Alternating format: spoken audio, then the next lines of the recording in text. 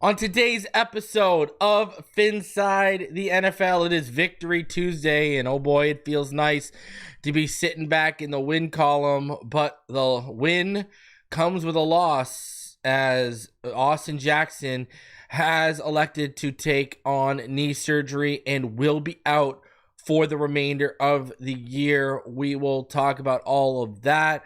Are the Miami Dolphins primed to make a run at a wild card spot?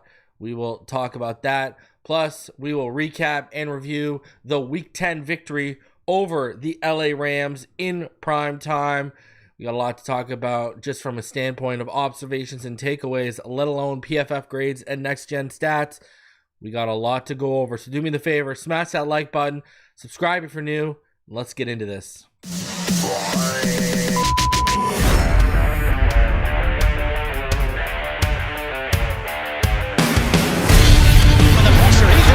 Loses the football. Touchdown!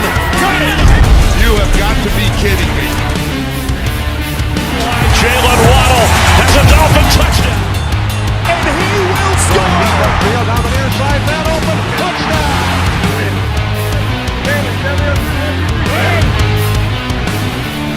The run from Tua Tagovailoa. Touchdown! He's going deep. He's going over the touchdown again.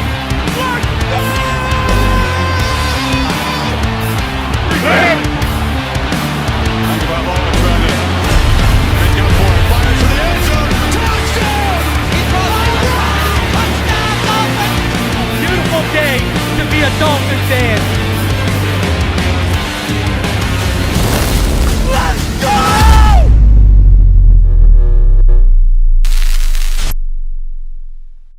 What is good, Finn Nation? What's good? It's your boy Reason. We are back here for another one. Smash that like button. Subscribe if you're new as you come through. As we got some breaking news tonight with Austin Jackson, and we got a whole bunch more to talk about. Hope everyone's feeling real nice after that win yesterday. It was a tough one. It was not pretty. It was downright ugly at times. But hey, we got it done. Do you think they say yeet and put Paul at right tackle? If Lamb gets hurt, I think yesterday you pretty much saw what the plan was. Lamb.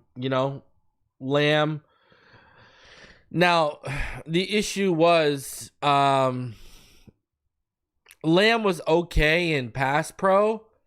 He was not very good run blocking.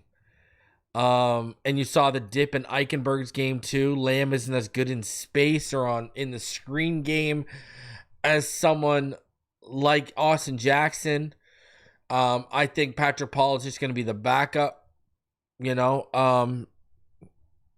don't know. Lamb and Ingold missing affected us yesterday. Austin Jackson being out and Ingold being out hurt yesterday. And Lamb was a turnstile. See, it's just not as simple as saying, well, Paul needs to be the right tackle.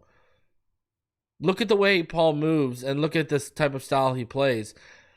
Now you got to lead with your whole right side. You got to lead with your whole other side, whether it's in your kick slide, whether it's in your hands. When you're looking to engage, you got to move. When you've shifted to that right side, you got to move with a whole new side of your body. You got to do everything differently and the exact opposite of what you're doing. It's just not that easy.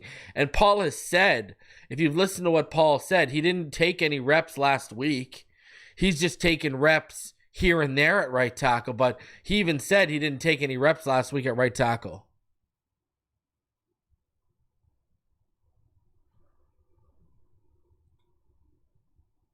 Chris Cheese says, not huge news, but I have inside scoops that they're going to re-sign Hayden Rucci to the practice squad somewhere right now. Jennifer Forbush is jumping for joy. Yeah, but here's the problem, brother. That's to his blind side. We're already 3-6. Do we have time to stop and sit here and develop someone at another tackle spot that they've never played in their whole career?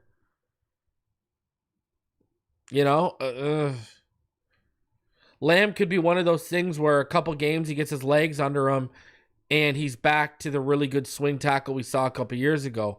Paul is just a pure question mark. He's a question mark at left tackle, let alone now right tackle. We can't afford bad sacks, missed assignments. Right now, sitting at 3-6, we need to be, perfect here. So the veteran experience at right tackle alone leads you to you gotta go with Lamb in this situation. And then if you give practice reps to Patrick Paul, you step them up, and if something happens to Lamb, then you turn to Patrick Paul. So, again, Lamb was okay in pass pro yesterday. His issue was run blocking. So, and obviously you're not going to get the movement in space and just overall the general athleticism that you have from Austin Jackson with Lamb. So, but, I thought Ingold missing was just as big of an impact in the run game. I really did. So, it is what it is. Now, when you look at week 10 and just what I saw, my takeaways, I thought McDaniel called a pretty okay game. Stuck with the run even when it wasn't working to keep the physical tone set and the Rams on their toes. He started off a little pass happy on the first two drives, then found some balance. People wanted accountability taken, and it seems like, hey, Mostert didn't get a single carry yesterday. Was accountability taken? And did he get no carries because of his fumbling recently? So was McDaniel sending a message yesterday? Tua was not great, especially after that Waddle drop. He just was not great. But the Dolphins yesterday were 6 for 13 on third down. All 6 conversions were completed passes by Tua. 3rd and 13, he hits a 36-yard gain. 3rd and 6, 9-yard gain. 3rd and 3, 33-yard gain. 3rd and 3, 10-yard gain. 3rd and 19 gets 25 yards. 3rd and 6 gets 11 yards. Tua was also 6 for 6 for 92 yards on extended plays past 4 seconds from snap to throw. He was also credited with 86 passing yards on plays outside of the pocket against the Rams, and that's the highest mark of his career. His previous high in terms of passing yards on plays outside the pocket was last season against the Raiders when he had 84 yards, who obviously Miami plays this week. So, listen, did he take bad snaps? Did he take bad sacks? Instead of throwing the ball away? Yes. We need you to stay healthy, and you want to stay healthy. Try not making tackles leading with your head.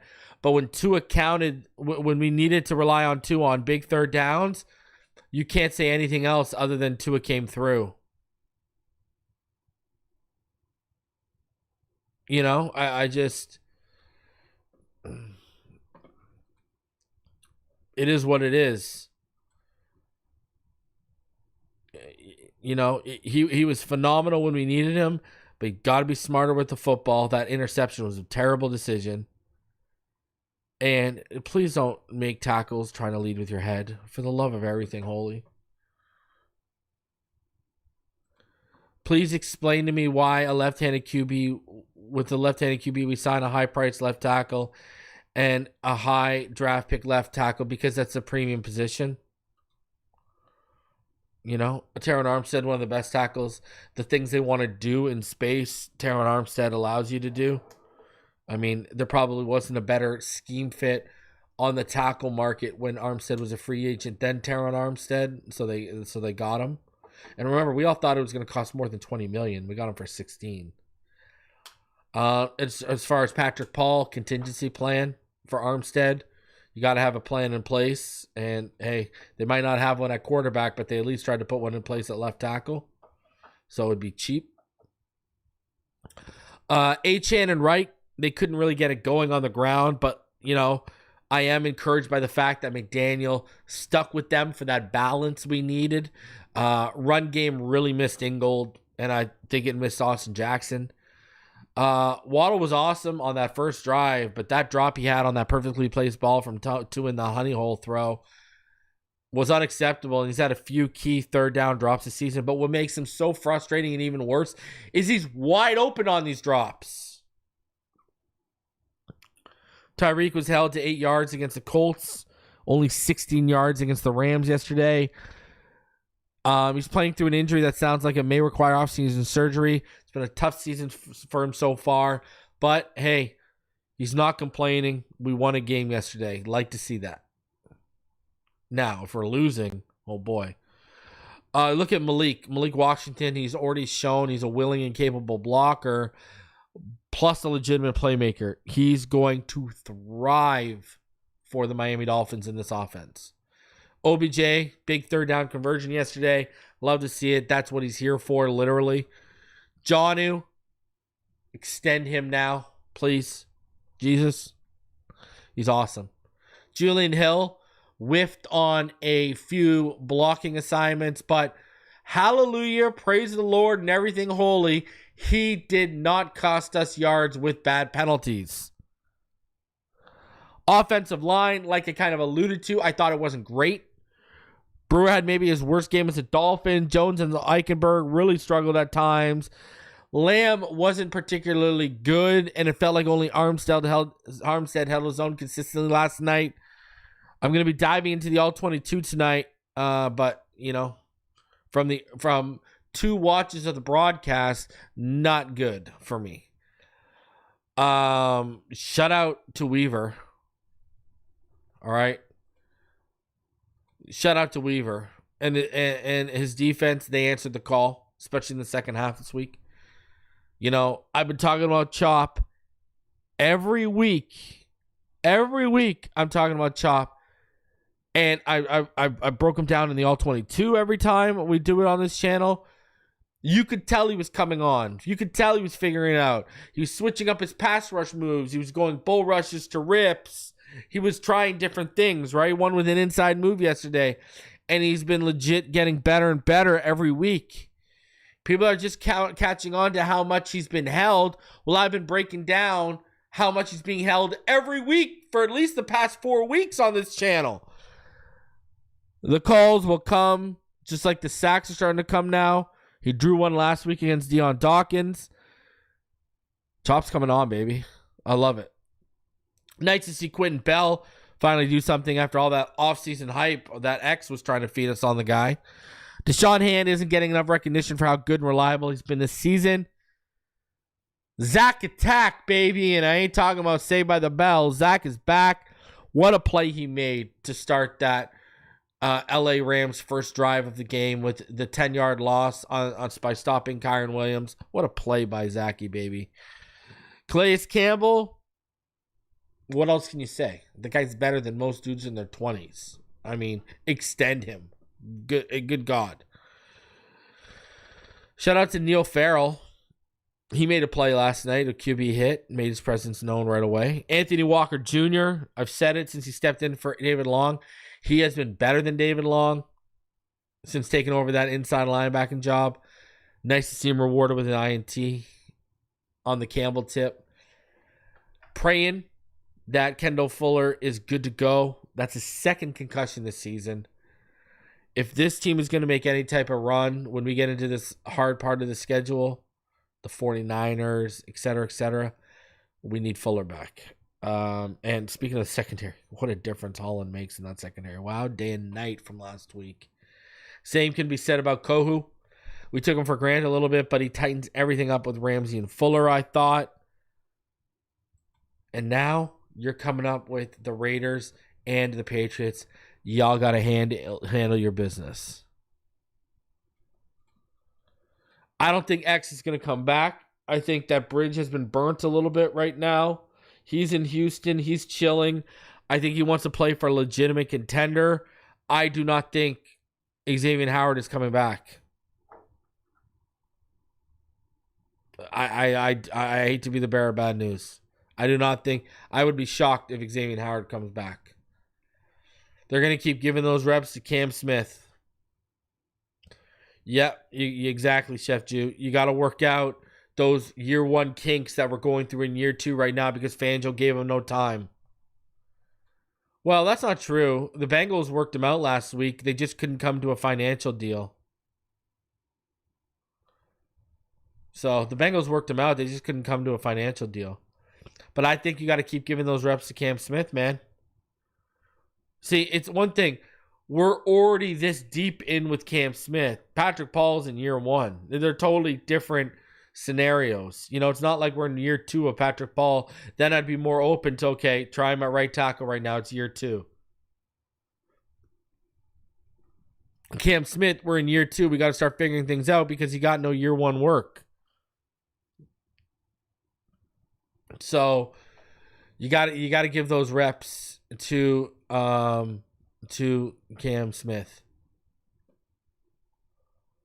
Sorry, you just gotta, you know, you just have to.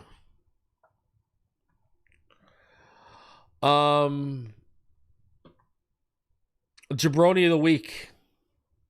You know we do this. You know what time it is on this channel. Come on, guys. You already know what we do on this channel. Jabroni of the week this week. I'm calling all y'all out. Everyone who hated on Chop Robinson. On X, I saw people hating on him. I saw people calling him bust. I saw people saying he contributes nothing. I saw people saying he could never be a 3-down player. I saw people questioning if he was even getting pressures. And, you know, people hating on his ability to get pressure, you know. I saw it all.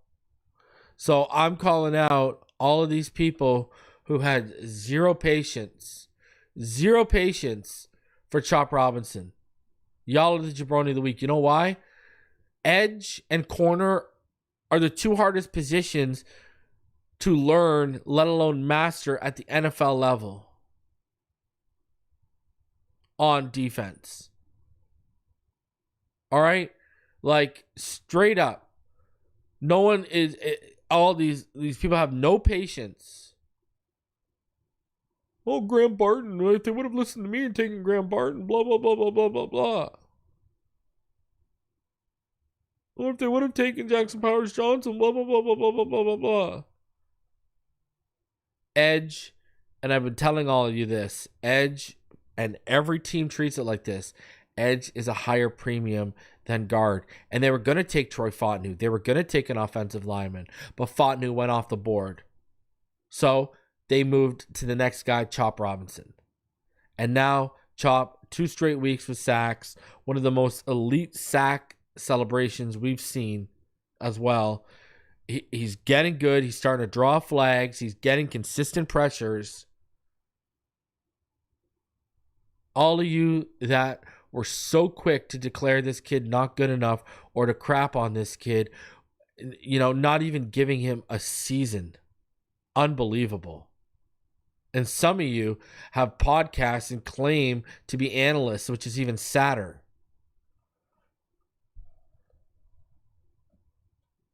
But, yeah, y'all the Jabroni of the week this week for hating on my boy Chop. Let it be known.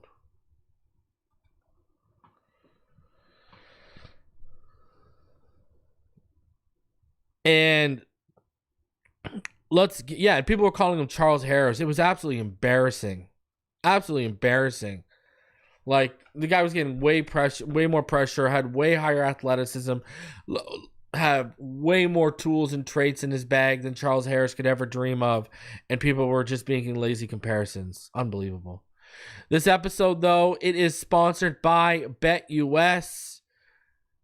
Tyreek did not have a good week 10 against the Rams. 2 receptions, 16 yards, and a touchdown. But BetUS has the Dolphins at plus 525 to make the playoffs. If you think the Dolphins are going to make the playoffs, go over right now. Go put some money on there and go use promo code YouTube150. That's YouTube150. Get your first three deposits up to $2,000 matched by 150%. If you believe in the dream, if you are smoking that opium, you can go make some money on the Dolphins making the playoffs right now on BetUS. So, shout out to BetUS for sponsoring the channel. Go use promo code YouTube150. Some of the quickest payouts in the industry. Shout out to BetUS for sponsoring the show. All right. Let's keep it rolling. Let's get into everything we got here for you, okay? So, we have obviously some news here to get into. And let's start off with the breaking news right here. The Miami Dolphins, 2 days after placing offensive tackle Austin Jackson on injured reserve, the team said Monday that he will miss the remainder of the season because of a knee injury that will require surgery. Mike McDaniel originally did not believe that Jackson's injury, which surfaced after the Buffalo game, would be season-ending. But further testing indicated something more significant, the nature of which was not revealed during the coach's Monday news conference. Jackson is expected back for 2025 training camp. Quote, "We got a bunch of different opinions," McDaniel said of the diagnosis on Jackson's knee. Kendall Lamb is expected to remain the Dolphins' right tackle for the remainder of the season. Meanwhile, cornerback Kendall Fuller has been ruled out for the Dolphins game against Las Vegas on Sunday after sustaining his second concussion this season on Monday against the Rams. McDaniel said it's unclear how long Fuller will be out, but teams often are especially cautious with players who have two concussions in a single season. "I'm concerned about his well-being. Don't have a timeline," McDaniel said. Fuller traveled home with the team from Los Angeles late Monday night. In his absence, Cam Smith, Ethan Bonner, Storm Duck, and Sear Neal will compete for playing time along Ramsey and Kohu. Besides Fuller, guard Rob Jones was the other player who exited for good during Monday's 23-15 win against the Rams. McDaniel said he would have an update on Jones during the coach's media availability on Wednesday and also would address guard Isaiah Wynn's status at that time. Wynn hasn't played this season because of residuals from a quadricep injury sustained last October. Meanwhile, McDaniel maintained that Raheem Mostert's two recent costly fumbles were not the reason he didn't have a carry on Monday. "We're manipulating game plans week in and week out," McDaniel said. "I feel very confident trusting Raheem with the football. He will have plenty of plays he will make the rest of the season. Particular usage was unique to the game plan. He's the leader of that room, and we will be counting on him all season to get to where we want to go." Listen, if McDaniel benched Raheem, he wouldn't even tell us anyways. Like, he just wouldn't. He just wouldn't. That's not his style. He's a player's coach. He would not air dirty laundry like that. You know, he just wouldn't. That's not his style. So, you know, that's how I view it, at least. Right? Now, Jackson being out, that's not good. Because here's the conversation you got to start having with Jackson. Y'all want to have it with Tua, so have it with Jackson. Jackson's only had really 2 healthy seasons, but he still missed games. 2021, he was healthy. He played the full season. Last year, he played 16 games. So he played the majority of the season. He's pretty much healthy. But if you go look at Jackson. Jackson has not been healthy. You know, like, if we've drafted Patrick Paul. If a stud right tackle pops up in the first round or second round, and they're not going for a quarterback in the first round, or they've already taken a quarterback in the first round and it's the second round, or they're waiting for a quarterback in the third round, whatever the case may be, Had to get that out of the way because people were going to say we need to draft a quarterback. If a right tackle pops up, do you draft it? Because Jackson cannot stay healthy. He's the right side version of Teron Armstead right now.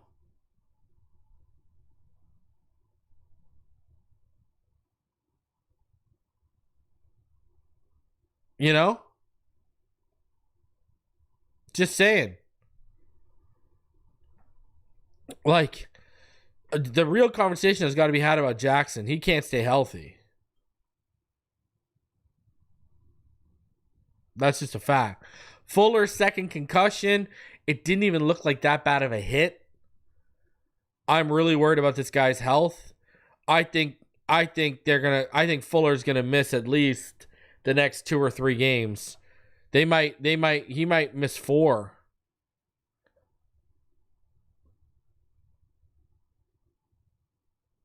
So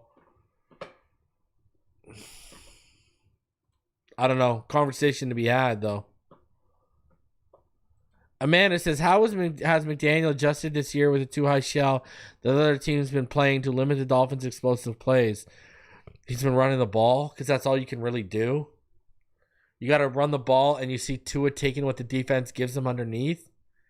You got to find ways from running the ball and taking the underneath stuff to start gashing them, to force them to put more guys in the box or to pull safeties up. That's the only way you can adjust. You can't expect explosive plays with too high shells unless it's cover 2, man on the edges, and your receiver beats the edge off. Man on the boundaries, and your receivers beat the coverage off the release, and a safety, either they shift to a single eye post snap, or a safety, doesn't give help over the top, or a safety blows an assignment. That's really the only way you can hope for explosive plays. But other than that, you really got to run the ball and take the stuff underneath to draw defenders and defenses up and earn that respect.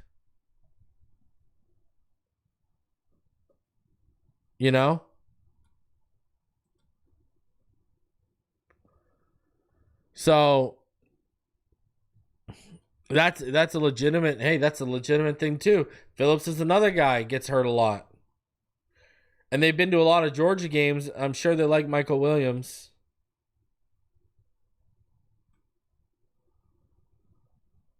I don't think teams believe us.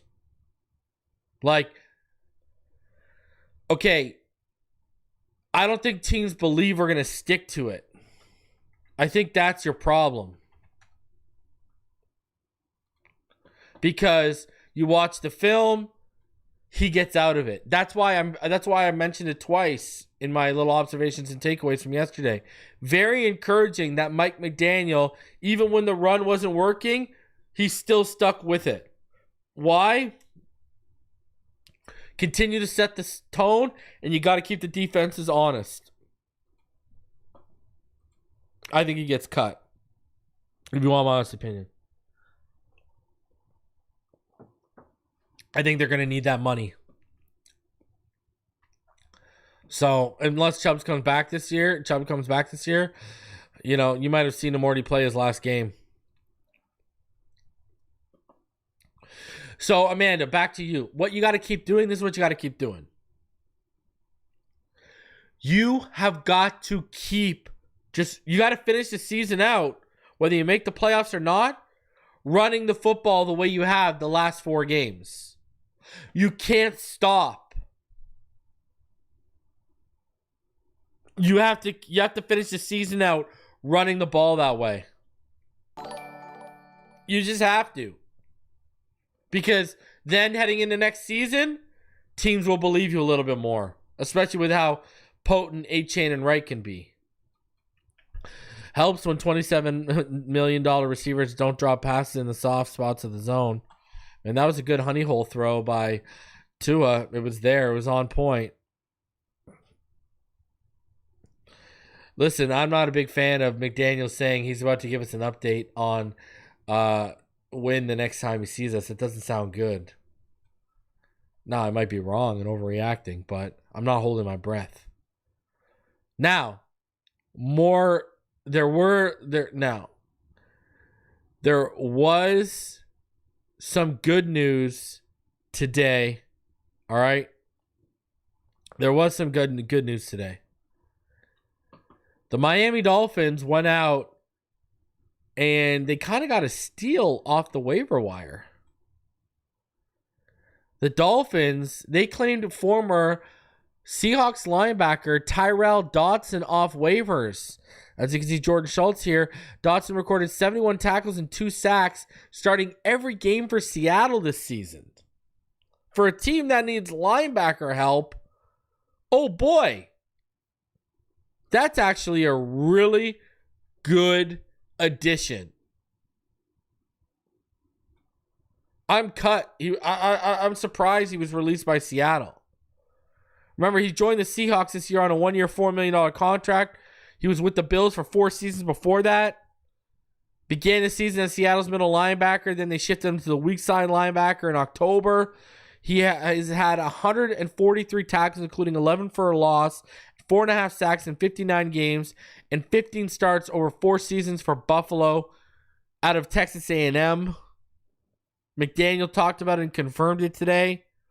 This is actually a very good move. It's actually like a low-key, strong move, and we needed help at linebacker. David Long Jr., this also tells you that coaching staff is out on David Long Jr. They are out on David Long Jr.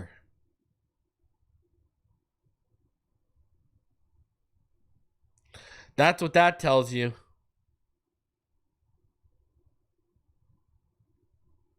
So, doesn't cost very much money at all. Only had a $4 million deal. So he's probably got a little under $2 million or a little over $2 million left on the rest of his deal this year. I mean, hey, listen, the linebacking play has been good lately. So adding Tyrel Dodson to Anthony Walker Jr., who's really stepped up in relief of David Long Jr., and Jordan Brooks, who's been really good this season, that is a good addition. All of a sudden, the line, look at us heading into the draft. We need a backup quarterback, a legitimate contingency plan, a backup quarterback. We are going to need guard. We are going to need guards. We are going to need potentially another tackle. We are going to need edge rushers and interior defensive linemen. We're going to need more linebacking help. We're going to need safety help. Other than cornerback and running back, this team needs help, either more starters or depth at basically every position this offseason. So, and shout out to Channing Tindall for making a play on special teams yesterday, and it's still but not being good enough for this. I love it. Oh my God. Oh, I tell you. Channing Tindall, hey, listen, I wanted the guy the next pick after. Everyone knows this. I was a Leo Chanel guy in that draft. And the year before that, I was a Nick Bolton guy. Nick Bolton and Leo Chanel have quarterbacked the second level of the Chiefs defense to multiple Super Bowls, while Channing Tindall can't even get on the field. Okay. Oh my God. I wanted those guys so bad. And they're studs. But shout out to that defense yesterday. This is what Dan Orlovsky had to say about the defensive performance yesterday. Yeah, so on early downs, the second level of Miami's defense, their linebackers just beat the Rams to the point. And then that allowed Anthony Weaver, the defensive coordinator for Miami, candidly to outcoach Sean McVay in those passing situations. I love some of the stuff he did. So 4-man front. Now look at the difference. The defensive end up top, hand in the dirt, defensive end down below. He's standing up, so there's a little bit of a tell. But they blitz the backer with keeping 7 in coverage. Okay, there's that Tampa 2 coverage, safeties half, middle run through, hook defenders. But the reality is that backer is the responsibility of the offensive line, but they lost sight of him. He goes unblocked, but it forces that short throw with plenty guys in coverage to go tackle. Now the simulated front, 6 guys up at the line of scrimmage. Marcus, 3 on one side, 3 on the other. That umbrella coverage as an offense, like who's coming, who's not. Defensive end drops, they wrap Agba from one side all the way to the other. They double team up top, so it's 2 over 1, then it's 4 over 3. And then as the quarterback, I think Matthew kind of walks into a sack here because he feels that pressure, even though it's protected decently well, because that simulation of, I got to get the ball out of my hands. This is one of my favorite ones of the night. Marcus, there's that front again, 3 on the right, 3 on the left. Now watch what the Rams do. They take their right guard, center, left guard. They go all the way to the left. Now the right tackle is blocking 2. The back has absolutely no idea who to block. And you are left with 3 or 4 guys blocking absolutely nobody. I thought Anthony Weaver, coming from that Baltimore tree, I think he is like the star of the night when it comes to the performance in the X's and O's coaching-wise. So Weaver getting his props from Dan Orlovsky. I love it. You know, they finished with 17 pressures against the Rams. That was their highest mark of the season. This is according to True Media. They did it by blitzing Stafford on, they only blitzed Stafford on 4 of his dropbacks. The fewest since the team's lost to the Titans. So shout out to Anthony Weaver, man, and shout outs for the execution up front from the players themselves. Absolutely great stuff. Great stuff from the defense yesterday. Man, if we had that defensive performance the last 2 games, stop. Right now, this team would be 5-4. That's the reality. Amanda says, reason we're going to have to trade a big piece to fill in the holes. Who's that candidate? I don't necessarily think you have to, but because you can cut guys and make money, right? Like Chubb is a guy who I think they're going to release and free up a bunch of cash. But if you put a gun to my head and said, okay, reason you have to name one, who would it be? If this team makes the playoffs and continues to win, well, Tyreek continues to be not that big of a factor. Do they move off of Tyreek? Because now you've proven you can win without him.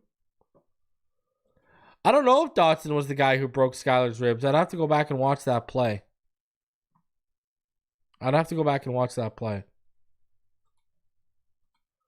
I don't know. I haven't gone back and watched that since it all went down. Weaver did what Flores couldn't do against the Rams. Oh, don't let the Flores truthers hear that. Oh, my God. You'll have them running up a wall. Honestly, what if we just had Hunt and Win?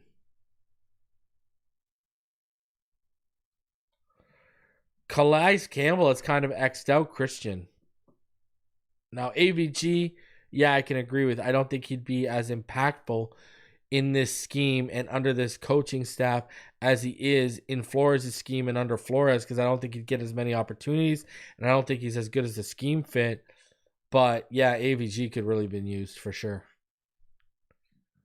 You listen to Chef Jew, hit that like button. Subscribe if you are new. But, yeah, that defense, it's getting it done, man. You love to see the defense and what it's doing. So that said, let's go ahead. Let's get into PFF stats right here. So let's start off offensively. So your top graded offensive player was Raheem Mostert on anyone over 15 snaps. So it was Jonnu Smith. Lester Cotton, 24 snaps.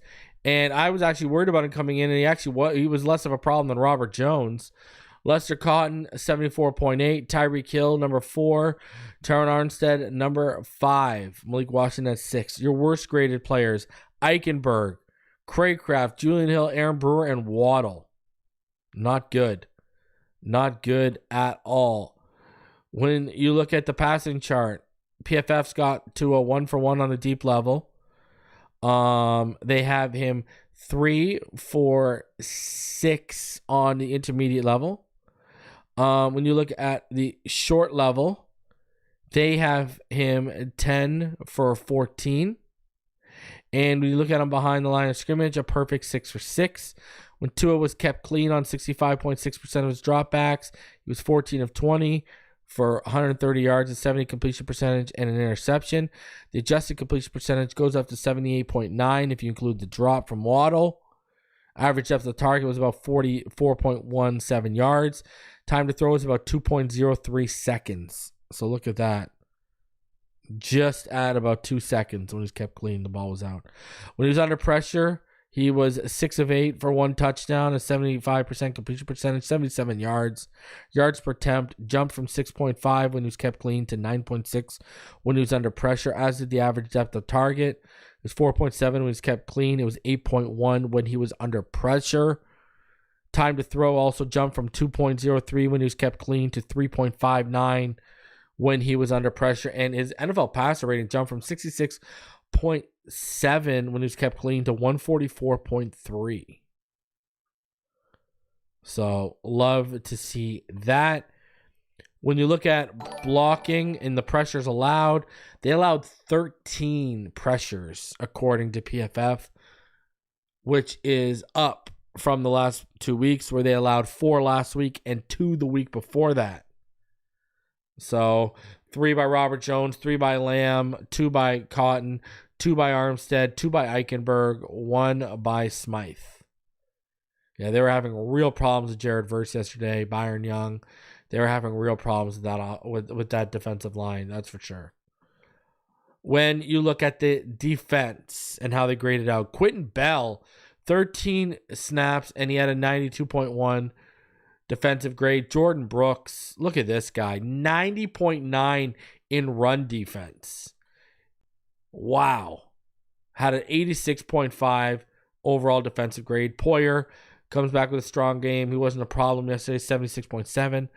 The effect of Javon Holland, right? Ramsey, 75.9. Holland, 75.7. Sealer, 75 on the dot. Calais, 72.8. Chop at a 70.7. Your worst graded guys, Sierra Neal, Benito Jones, Cam Smith, Kendall Fuller, and Deshaun Hand. Defensively.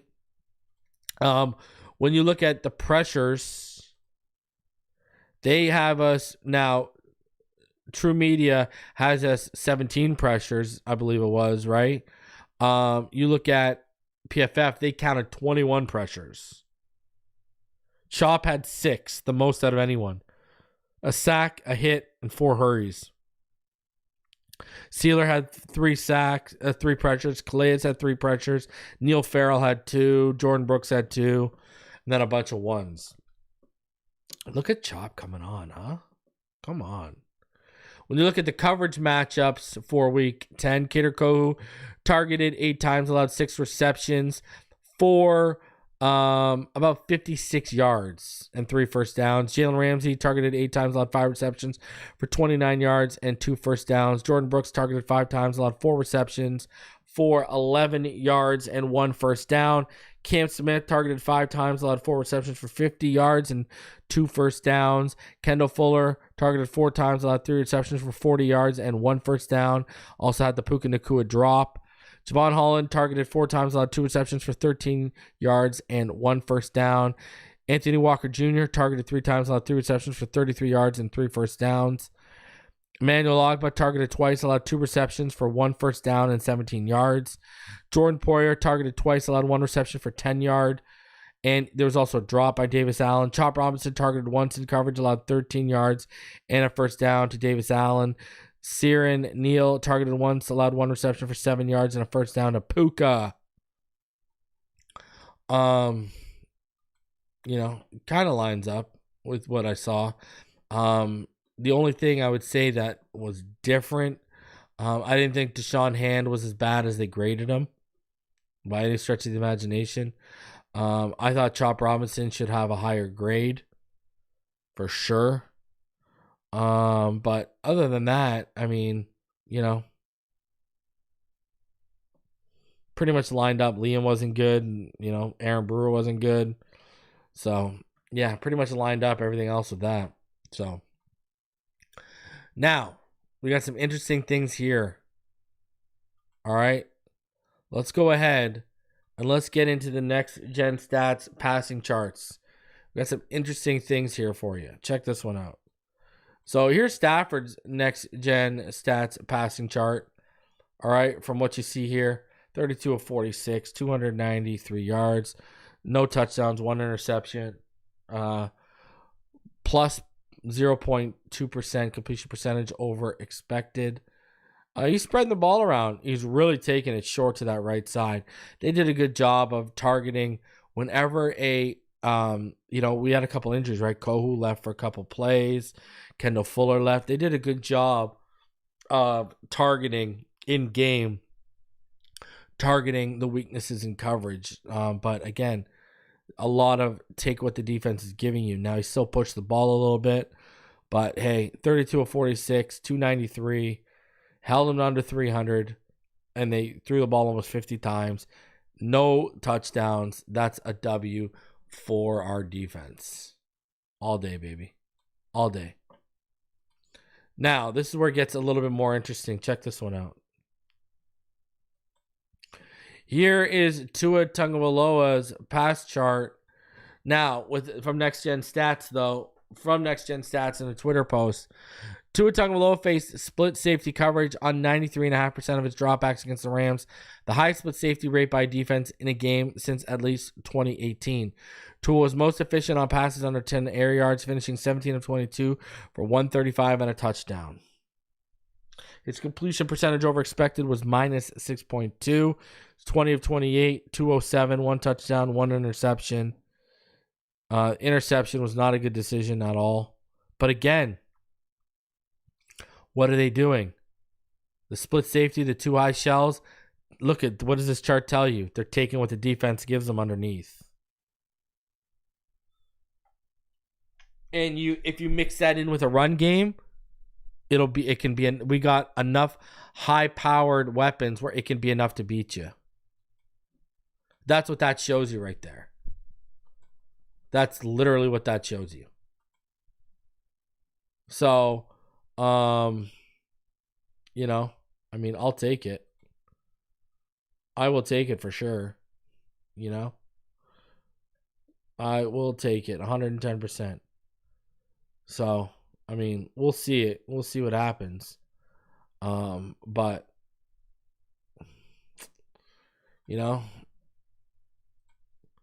is what it is. Take what they give you and try to pull them up.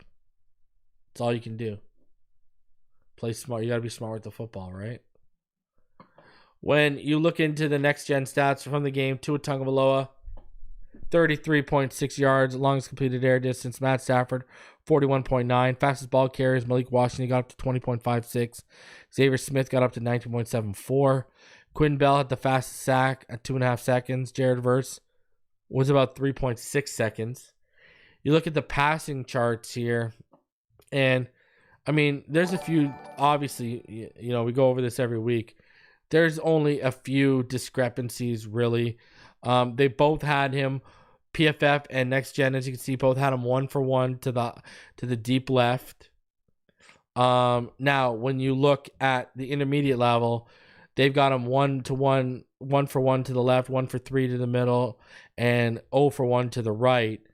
The only difference there is PFF had him 2-for-4 in the middle intermediate level.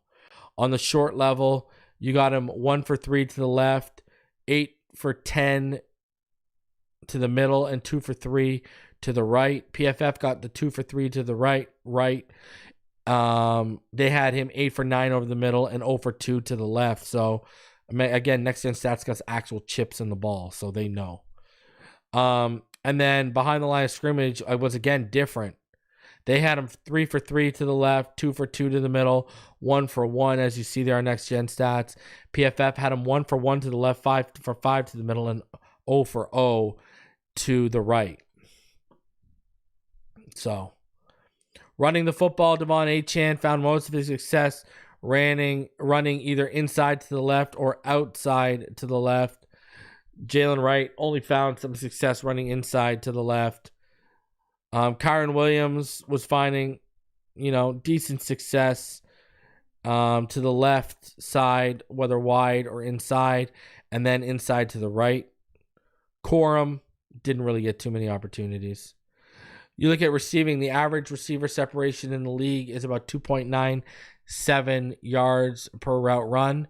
Malik Washington was at 2 yards. Waddle was at 5.12. Tyreek Hill was at 0.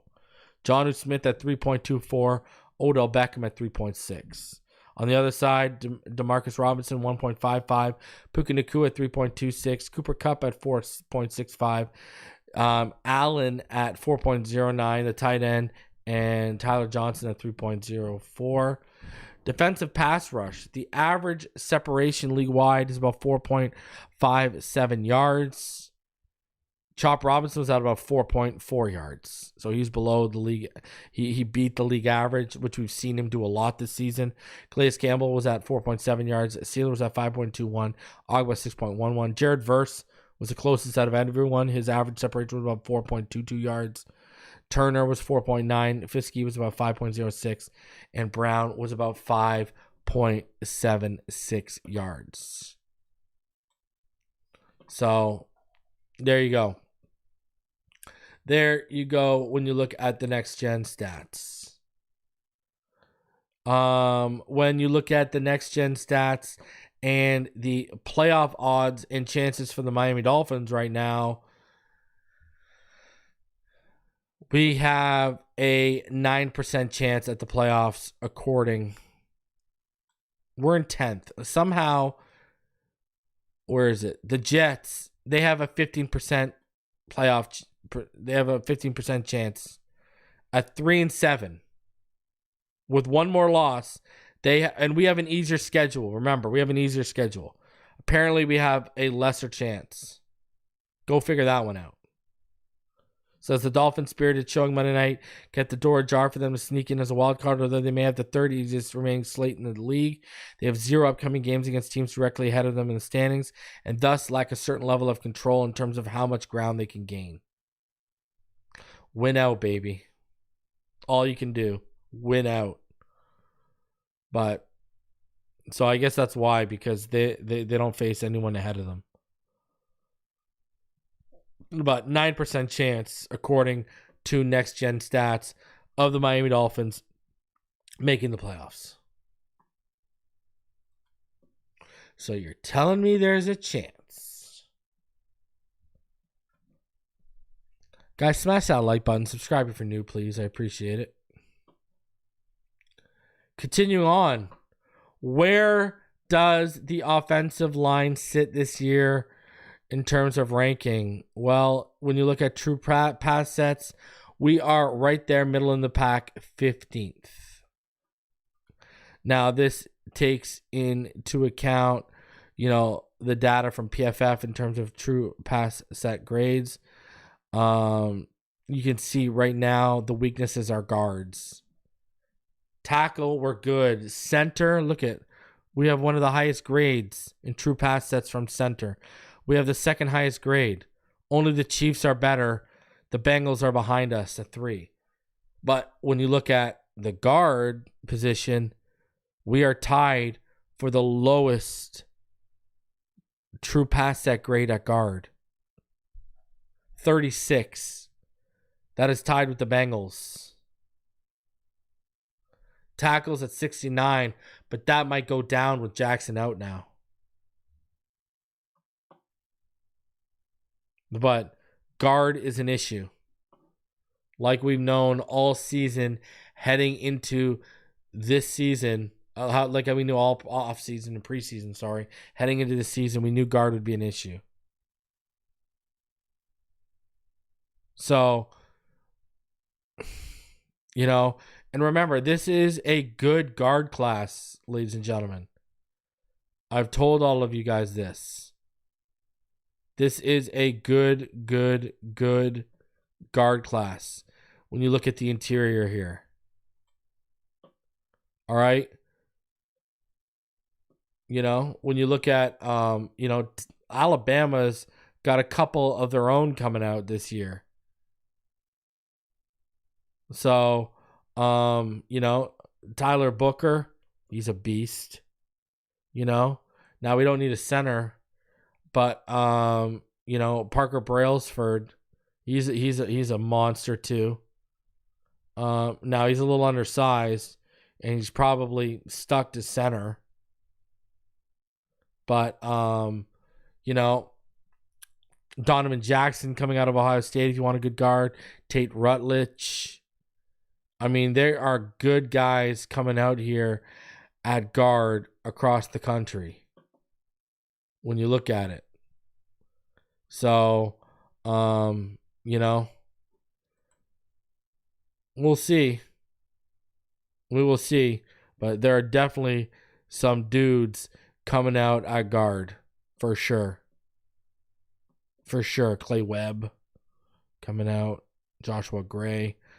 So, you know, you look at another guy coming out of Texas A&M who I'm sure, you know, I'm sure a guy like Richmond loves, and Bryce Foster coming out too. So there are a lot of good guys coming out for the interior. All right. So we'll see what happens. But this is a strong draft for the interior, that's for sure.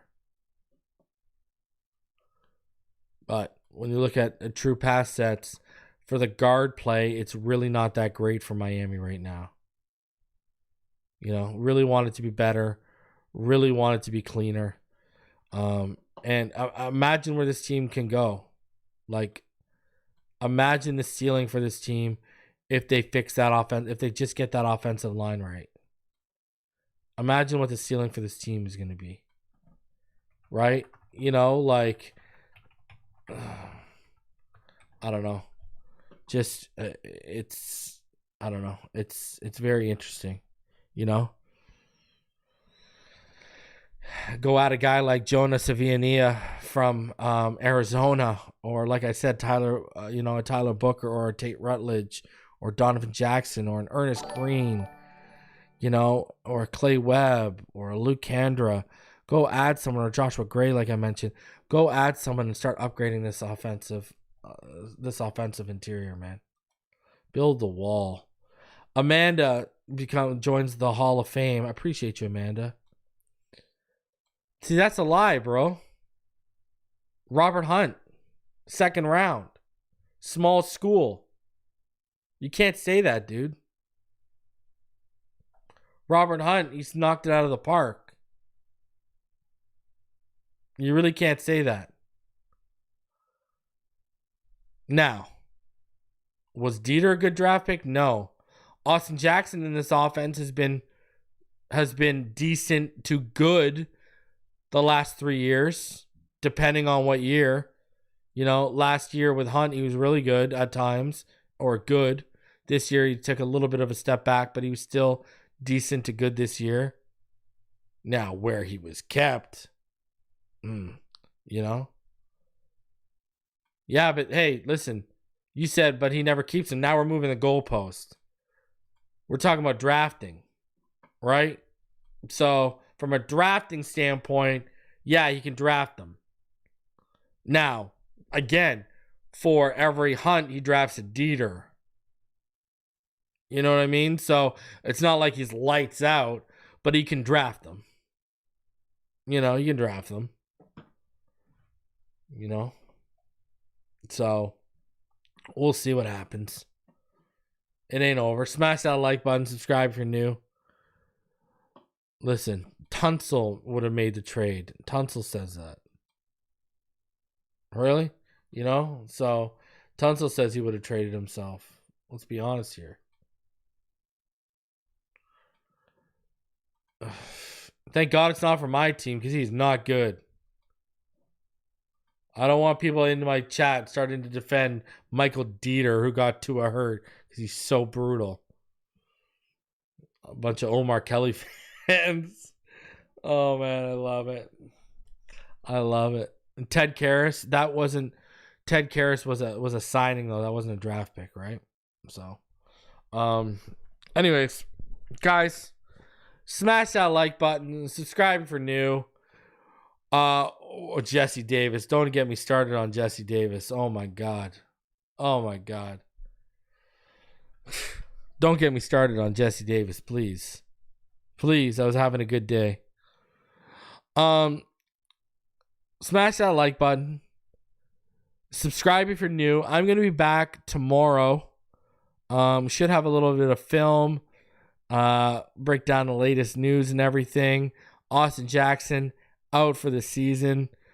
Brutal news. Again, in the draft, as much as we need a contingency plan, it looks like we need another contingency plan. As much as we need a contingency plan at quarterback, it looks like we need another contingency plan at right tackle because Austin Jackson just can't stay healthy. That's the fact of the matter. So, smash that like button. Subscribe if you're new. I appreciate each and every one of you that came through. I appreciate all of you who donated. South Florida Dawn says, test run, haven't been able to donate recently because of a glitch. Well, it works, baby. Justin says, how do I feel about the new signing? Absolute steal on the waiver wire for a team that low-key needs linebacker help because David Long ain't it. Fins up all day, every day. Shout out to BetUS for sponsoring this episode. And I will catch all of you on the next one. Until then, you don't know what time it is. Fins up all day, every day. We're back in the win column, baby.